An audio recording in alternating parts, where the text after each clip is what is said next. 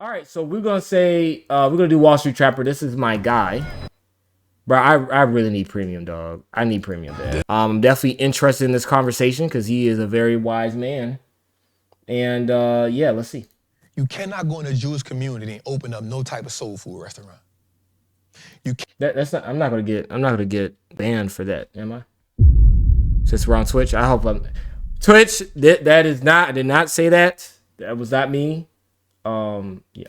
cannot go in an Asian or a Mexican community and open up a soul food restaurant. You cannot go in the Arab community and open up a fried chicken restaurant.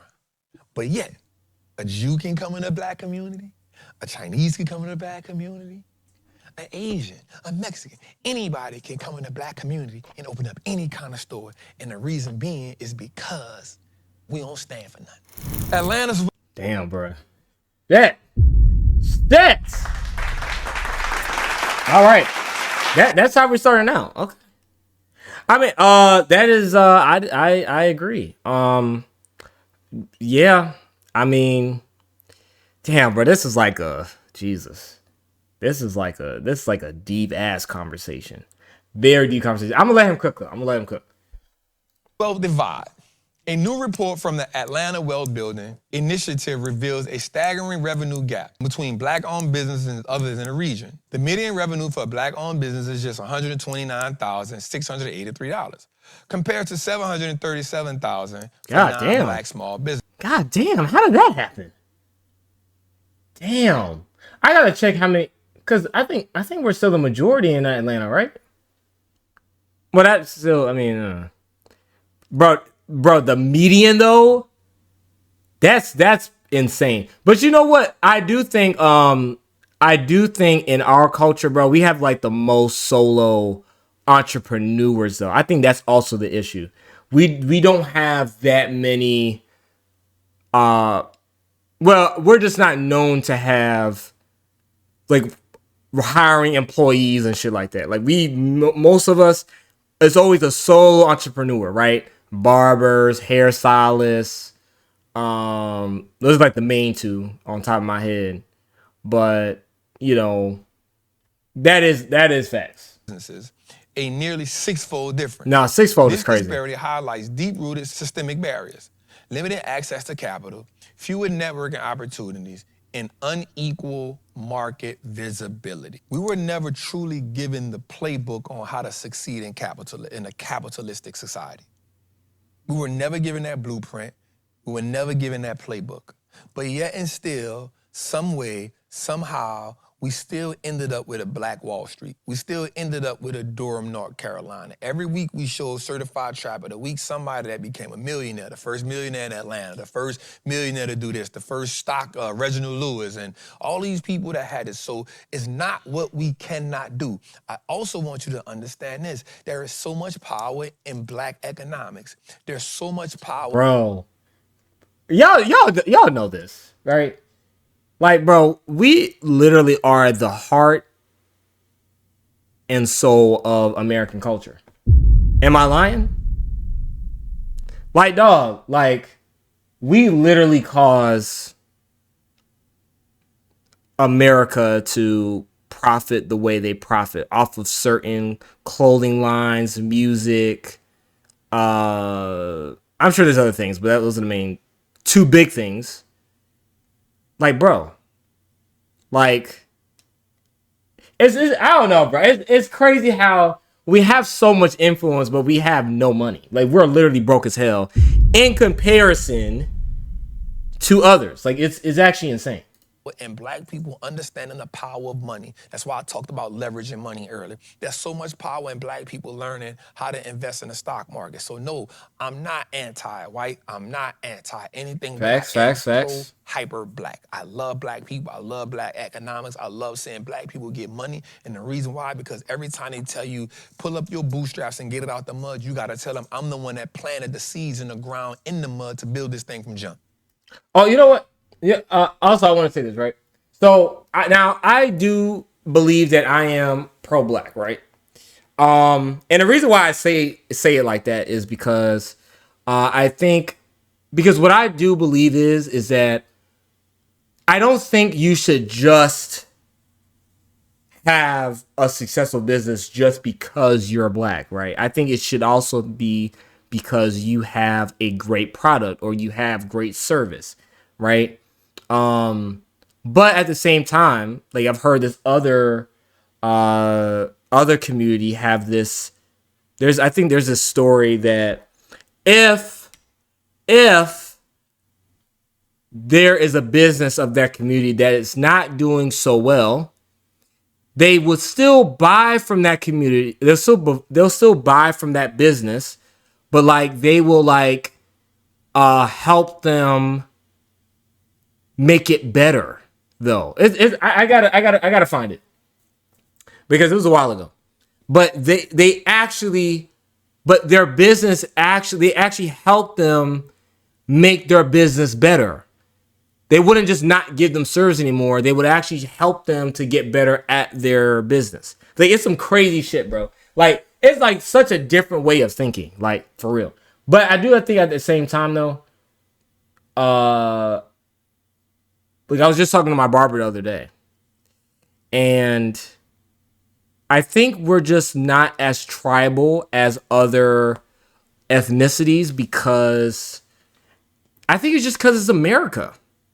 Because I think if we went to Japan, if I saw another black person, I am definitely saying, hey, you get what I'm saying? I am definitely saying, hey, what's going on? Easily, no question.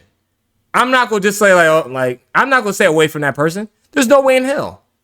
Right? Where here, you're kind of like, right? So I think it really just depends. I think it's just because we're in America that it's harder to be more tribal for some apparent reason. I don't necessarily know why, but I do believe that if we're in another country like China, Japan, Russia, whatever, we are far more tribal because it's not only so many of us. So maybe because there's so many of us, maybe that we kind of, I don't know, take each other for granted or something. I don't know. So I want you to stop thinking that you are not capable. So when I see things like this, I say, this is interesting to look at. But when we look at this stat, a stat like this make more people mad than it make people excited. Which is crazy. Oh my God. That's one of the worst things. Like, dog, get away from me, bro. Get away from me. If you actually get mad because of the stats that he's provided, it's like, bro, you can help change that. You can help change that, bro. Just because that's our situation right now, that doesn't mean it's going to be like that forever. You can change that. You can change it. Just because it is what it is right now does not mean it cannot be changed. That is just the status right now. I don't know why I said status. That's the status right now. That's just what it is right now. But it can change. And remember, we are the most setback people of all time. We have so much more to do. Remember, it's just 2025. We have so much more to do, bro. We had that epidemic in the 1980s not too long ago. That was just 45 years ago. Not that long ago. Right? So, like, bro, like we have so much more to do. So much more to do. And so I think it's not at all too late for us to get to where we need to get to. But, we got to put in the work. I'm going to tell you why. Because you'll look at this and say, yep, the average black-owned business is just 129,683 compared to 730,000 of non-black small businesses. But yeah, I just saw a man get on the internet the other day and make 100 million in 3 days. So I'm going to say something to us. Damn, 100 million in 3 days. I think one of the things that we need to do, and I'm going to be real with you, we talk about group economics, I'm not mad at it. We talk about unification, I'm not mad at it. But before you can do any of that, bro, you gotta run your own race. You gotta run your own race. Help yourself, nigga. And here's why I say we gotta run our own race. I'm not saying we got to do it individually, but if you get a group of people and nobody knows how to do business, if you get a group of people that don't know how to do business, then that means that business venture is going to be disastrous. You Yeah. got to heal the financial trauma first. So one of the things I love, you know, and I like looking at that. So here's the thing. We did a whole lot with a little. We have. I said this at Trap. I said this on what you call it the other day. I said when we was doing stock market in the streets, I said, once we learn the power of money, once we learn how to use money, we change the dynamic of our family. But here's the 100%. most important part to that, y'all, that I really love, that I really kind of get excited about. What if Damn there's it, another bro. way? Fuck. I'm not saying that there isn't different barriers and different loopholes that we got to jump over to be successful. We know it. But at some point, we got to say, that's not a crutch for me not to do something. Let's talk about it. God. Because every week we get on this show and we see people who overcame so many things. We are the generation that has access to more information than any other generation, but yet we got Facts. more distraction, which means the opportunity for us to make money is there. We just don't know how to stop being distracted. Delete that damn Instagram.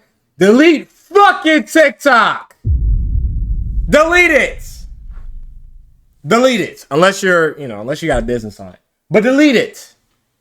Delete. Bro, I've been off Instagram since January. Like, bro, delete it, bro. Delete it. Delete it. Delete all that social media bullshit, bro. All of it. And we start feeling like the people that made it out owe us something. But I will say this, and I think this is for sure. If you make it out of the hood to be successful, I personally feel like you have some type of obligatory duty to help some people out your hood become successful. Okay. And your hood don't always have to mean your hometown. Your hood can mean somebody that look like you, talk like you, walk like you, sound like you. You have an obligatory duty to reach back and help somebody that look like you, walk like you, talk like you, and came from where you came from. You have an obligatory duty to help them because each one teach one. And the reason why that's important is I learned this during the pandemic, and it wasn't until the pandemic that this really made sense to me. I remember me and my guy Pocket used to be really, really cool hood estates. We used to be really, really, really, really cool. And I will always say this, bro, I learned so much from that dude, him and his wife, bro. They taught me so much, so I always wish them well. But I remember when I was rocking with them and they stayed in, they used to get these mansions in Orlando. It's called Magic City Vacation, Magic Kingdom Vacation, something like that. It was the first time I ever stayed in a mansion. And I remember for the pandemic, Pocky stayed in that Orlando thing. He stayed there for 18 months. I say, bro, 18 how months? the hell you stayed here for 18 months? And I remember us staying in these 14, 15 bedroom houses. And I remember when we used to go to these houses, you had to get these houses for 7 to 10 days at a time. Watch this, bro. The Jewish community was renting out 70% of the houses. And so what we would see when we used to be sitting outside, me used to be talking business all the time, what we used to see is them going from house to house, just walking and talking. And I said, Pac, what they doing? He said, they separated themselves. I said, what? He said, yeah, they separated themselves. And I remember From who? this dude told me this in prison. Prison is you learn so much in prison. But this dude told me this in prison. He said, you cannot go in a Jewish community and open up no type of soul food restaurant. You cannot go in an Asian or a Mexican community. I wonder if it's because we're American that we eat everything. Versus like if we came from Africa, like we eat African food. You get what I'm saying? Because we wouldn't be the demographic to eat Asian food or French food, whatever the fuck, right? I think because we're actually Americans that we eat a variety of food, right? So I would if that's the reason, but even then, though, but I can't act like I can't act like we're like so unified as we want to be. So Open up a soul food restaurant. You cannot go in the Arab community and open up a fried chicken restaurant. because like, does Arabs eat fried chicken though? You get what I'm saying? Like, I think like that's like, you know. But yet, a Jew can come in the black community, a Chinese can come in the black community, an Asian, a Mexican, anybody can come in the black community and open up any kind of store. And the reason being is because we don't stand for nothing. We hate everybody but ourselves. Damn. Ooh. We ain't never ran the Jews out. We ain't never ran nobody else out of our community but us. And when he told me that, bro, I sat and looked at him and I said, my God. I said, what? He said, bro, we ain't never ran nobody out of our community but us. Damn. We only run us out the community. And bro, that just made me think. I was just like, wait a minute. And so, you know, you hear it, you like, man, that's crazy. Like,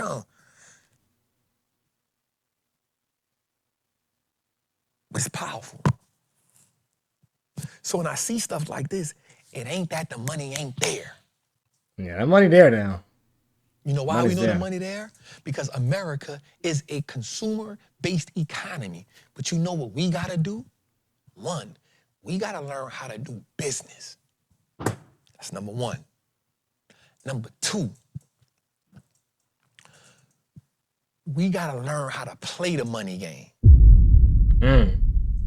You know why I love the stock market, bro? I'm not gonna lie to you.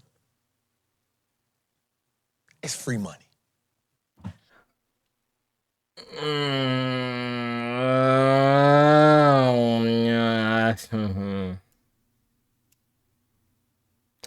Oh, I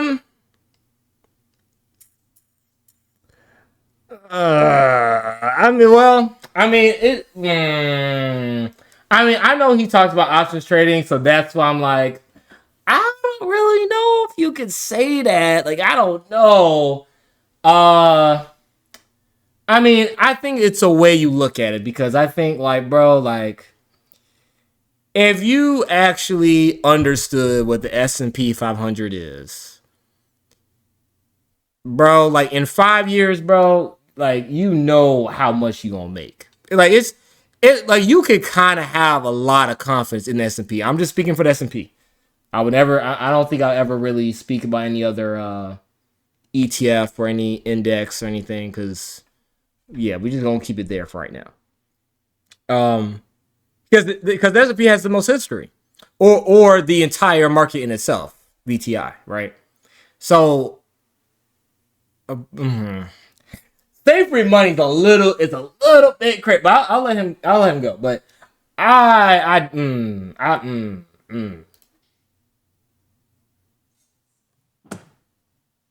Bro, I promise you. I don't love it because, oh yeah, I'm playing the white folks game. Bro, I love it because it's free money. That's why I love it. And there's nothing in this life that you don't gotta have risk. You gotta add risk to. But guess what, bro? I don't gotta pay nobody their money back in the stock market, bro. I don't gotta pay nobody their money back. I don't gotta get funded. I don't gotta get a loan. I don't gotta have a credit score. I can have back taxes. I can have a record. Yeah. I can come from a single family. My mama could be an addict. My daddy could have been an addict. My daddy ain't had to be there. I could come from a family of criminals. Got convicted of whatever 17 times. I can be on death row. I can be whatever I don't owe nobody. All I gotta be willing to do is sit down, look at that chart, understand how to navigate my emotions, and be all right. That's true. Like, bro, the stock market, bro, like, bro, they don't care about anybody. I think that's why it's one of the most important things to have in your, you could say in your bag, right? Is because, bro, they don't care. It doesn't care what you look like. There's no bias. Now, of course, you could say that there's a little bit of manipulation, right?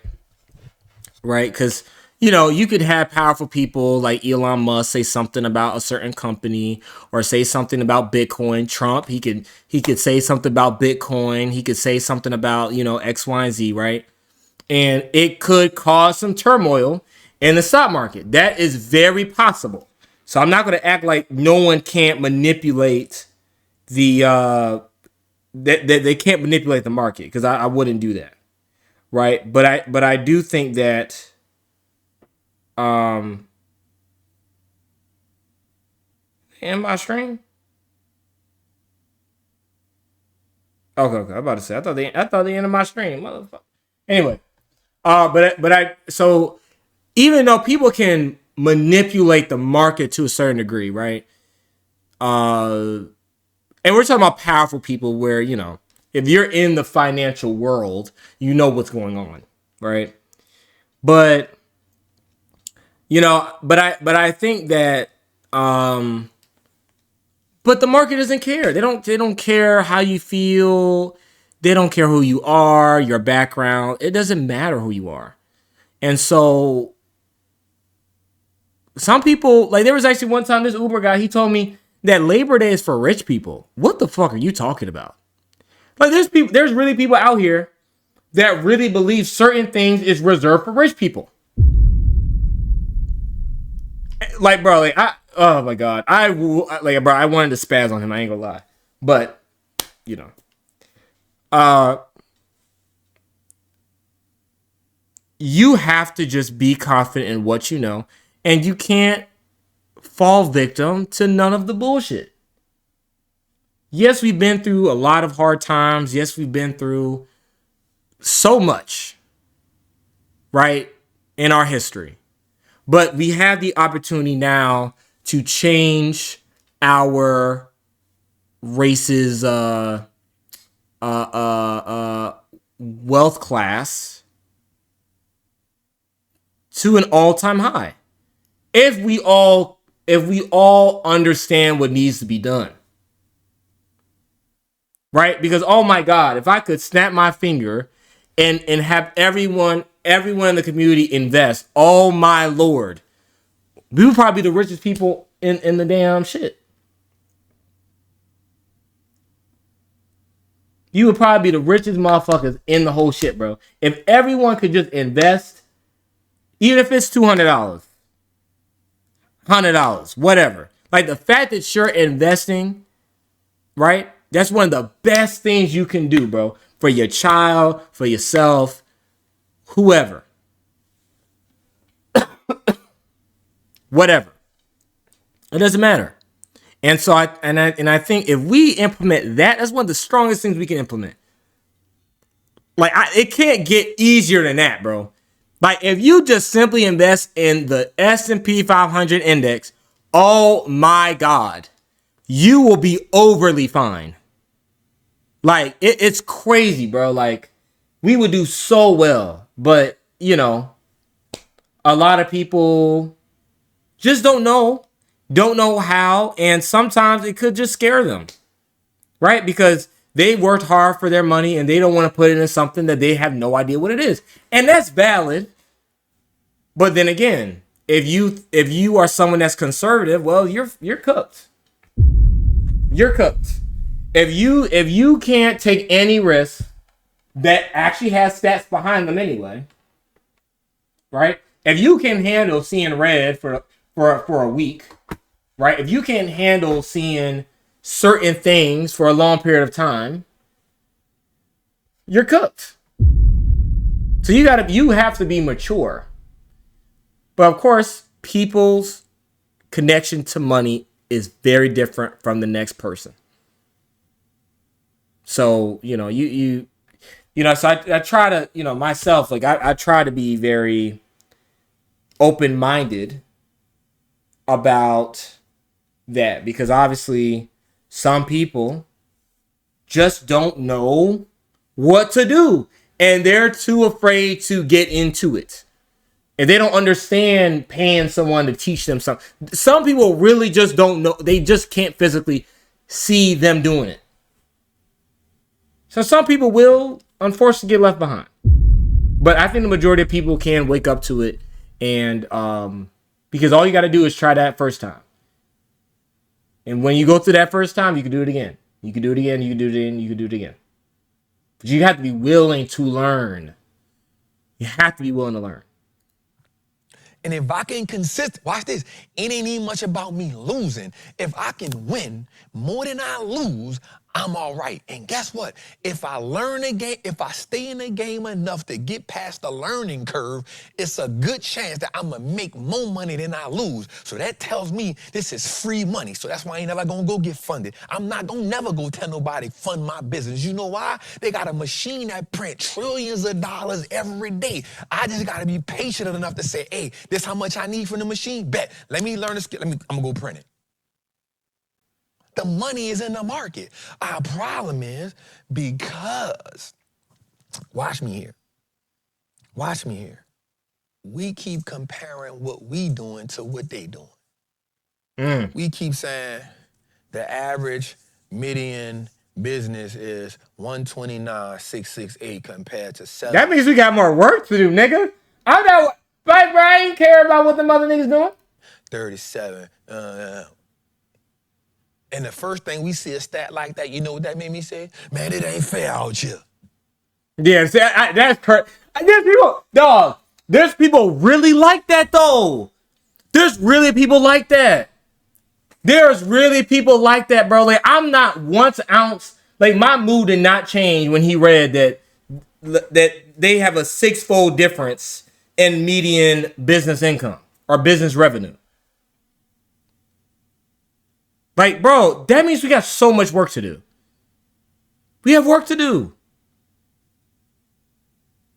That's it. It ain't right out here. Cause like, yes, it's crazy. I'm not gonna admit that. I'm not gonna act like it's not crazy. But okay, who the fuck cares? Let's move on. Let's figure out how we can boost that number up. Let's sit down and let's figure out what we need to do. You know what also ain't fair? You ain't learn how to hire. You ain't learn how to fire. You don't learn business structure. You don't learn how to protect yourself in business. You don't learn none of that.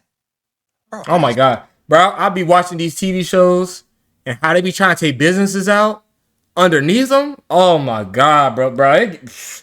And see, and I think that's probably, you know, those are things that we have to learn. But bro, man, dog, where they be trying to slide these other businesses, bro, or they try to take a certain position or whatever, bro, it get dirty, dog. Y'all go watch Billions, the TV show. Watch Billions. Now it's not about businesses necessarily. I mean, it's about business, but like you will see what people are willing to do to make a business go bad in the market. Like, bro, it's insane how people manipulate a lot of shit. But I mean, mainly it was about like IPOs and shit like that. So, but still, that show was crazy. Like, talk about gangster. Yeah, all right. so much money this year just on learning about this business. Leaderships, workshops, revenue workshops, operation workshops. I got another one I got to go to next month. I got another one I got to go to next week. Trap, why you keep doing that? Cause, bro, I really, in my mind, know we can grow a business. So I don't let stats like this throw me off. But I'm telling us, man, and it's just real talk, y'all. Yes, they do have things in place that alter what we can do, but that ain't supposed to stop us. It's supposed to encourage us. Facts. Think about how far you came without knowing the blueprint. Bro, think about this. I'm just about to keep it on. I'm gonna keep it so real. Watch this, y'all. I'm gonna just keep it real. And I hate when I say this because people be like, man, you hating, try that. Bro, telling people to increase their prices ain't business. It's price gouging. That ain't scaling. Just because you increase your I increase my prices. That's price gouging.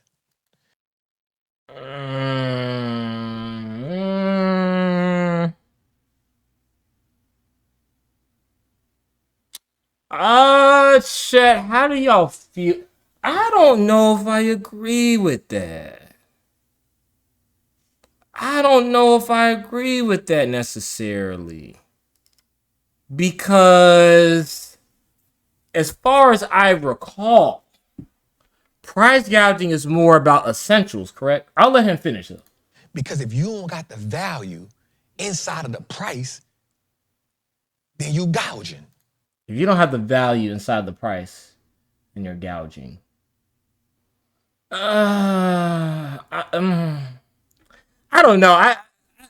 I guess because he's speaking in general, that's why I'm like, I don't know. Because I think, let's say if you have a business, and let's say you have a lot of demand, right? You have a lot of demand, right?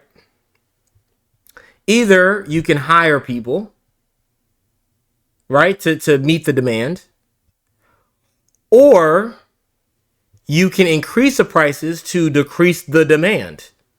So you get more of your time back.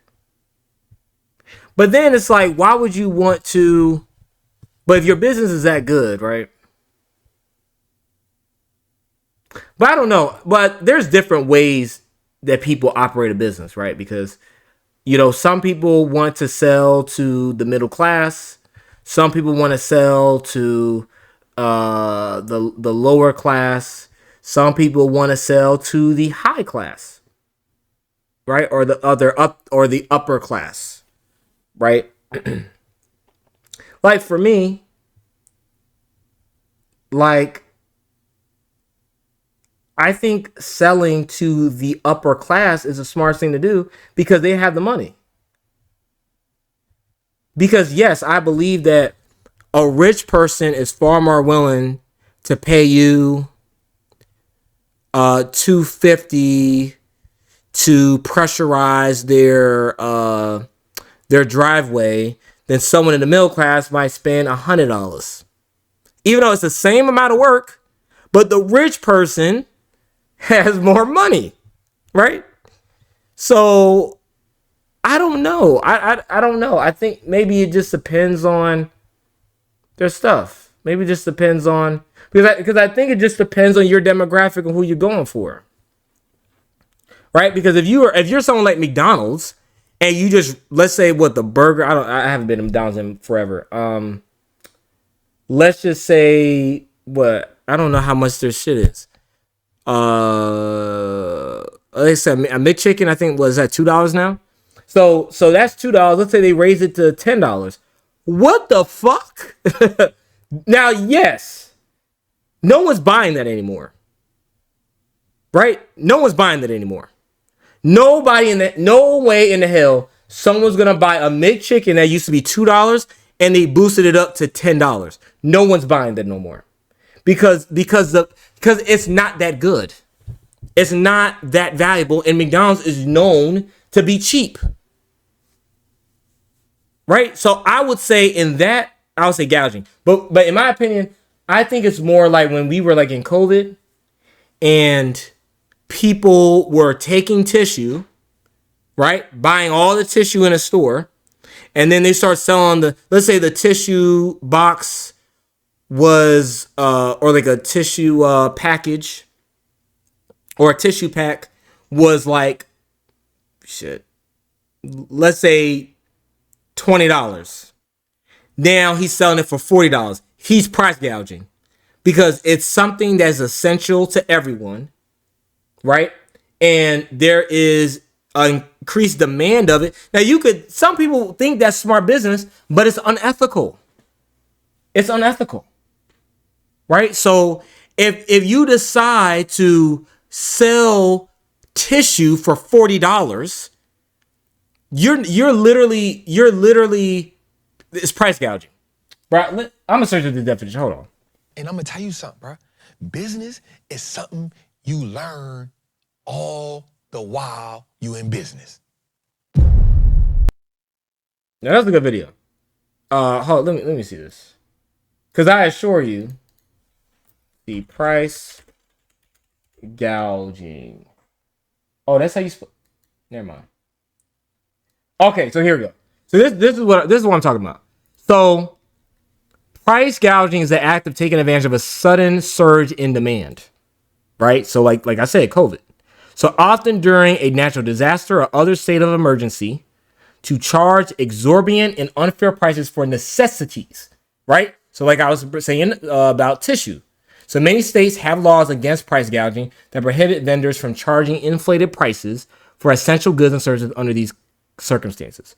So that's what I was saying, right? So for example, charging significantly higher prices for products like hand sanitizer during the COVID-19 pandemic is a classic example of price gouging. That's price gouging, okay? So I'm not saying he's necessarily wrong, but it's like I can't put it in the same class as something like tissue, where, you know, like I said, if McDonald's they charge the McChicken as $10 where it used to be $2. You get what I'm saying? So that's what I'm trying to get at. So I'm not going to necessarily say he's wrong, but maybe if he made an example or something, but relatively, he's saying if the price is not within the value of the product, you're price gouging. But I think it needed to be just a bit more details. All right. Golly. All right. That's that. All right. Now let's get to the game shit, man. Let's get to the game shit. All right, everything good? Okay. All right, now, so that was a great video. Shout out to Wallstreet Trapper. He's definitely someone that is gonna become a great creator. So shout out to him, and I'm sure we will watch more of his. I think we also got this one too. And of course, you know, it's an engaging conversation. All right, so now we got Black Ops 7 is currently bankrupt, which I have no idea what that means. So, and then lastly, we're gonna do how good graphics kill.